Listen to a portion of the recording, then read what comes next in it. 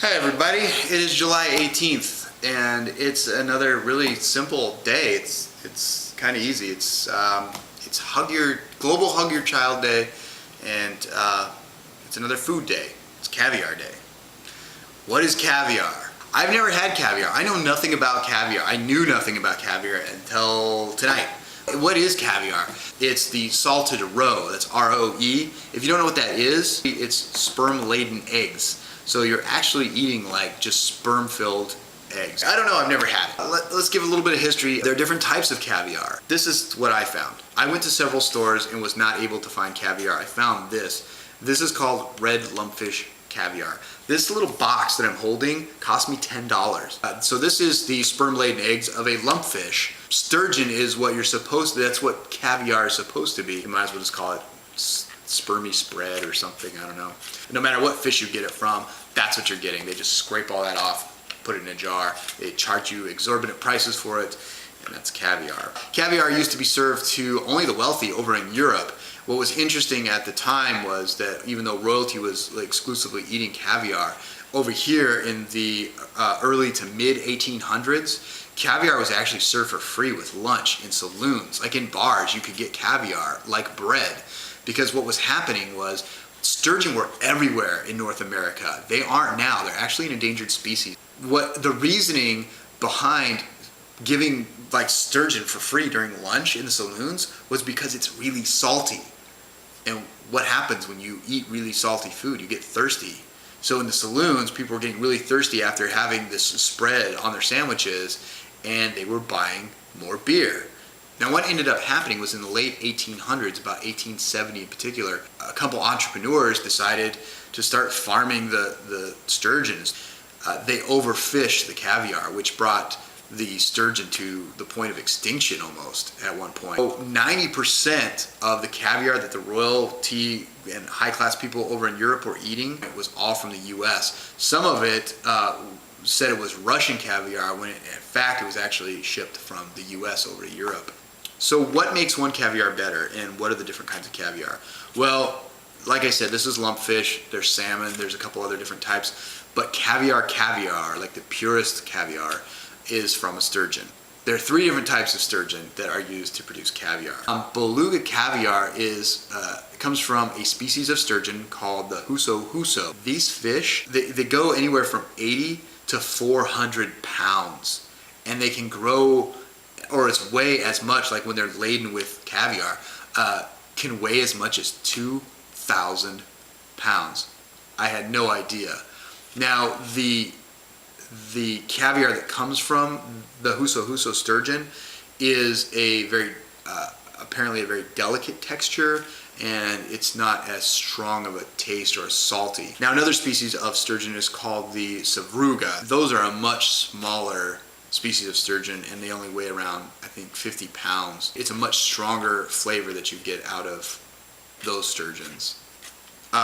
The female huso, the female beluga sturgeon, does not start producing eggs until she is 25 years old. These fish live as long as 150 years.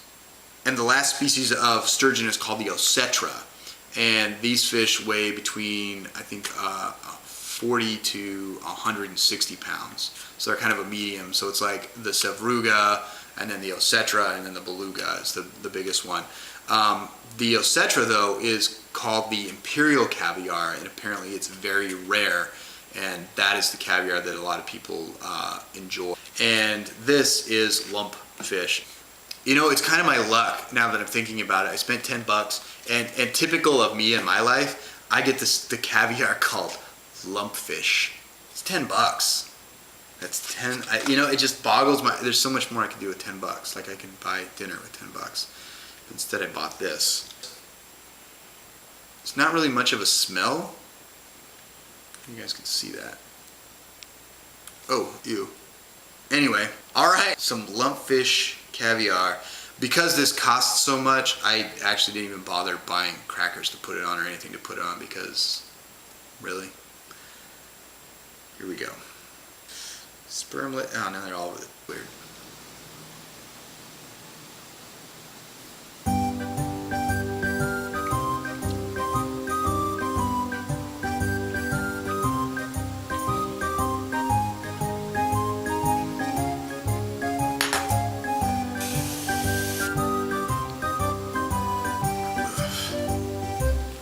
gonna be honest with you people. I don't see why people like this stuff. I don't. Let me describe this to you. It's a weird texture thing, because they're like those little styrofoam packing balls, like really miniature ones. That's what they seem like.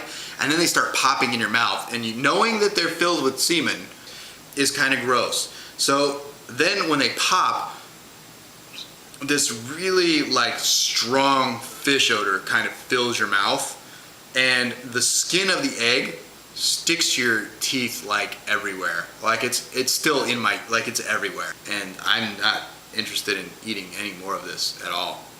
It's pretty gross. I think I'm gonna take this to work, and I'm going to have some friends try this. We've done caviar, and I don't think I'm going to do it again.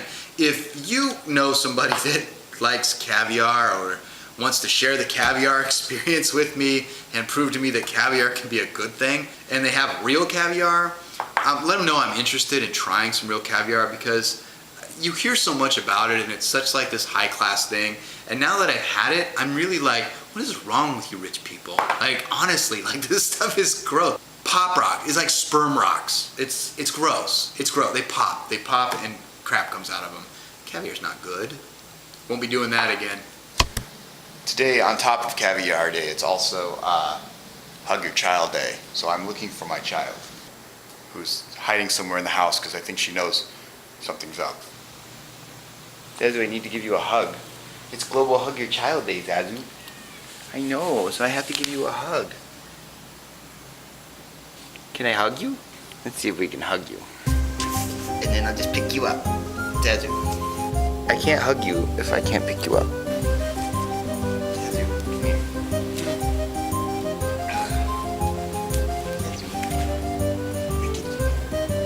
Where's Zazu? I just want to hug you. Zazu. Zazu. I'm gonna hug you.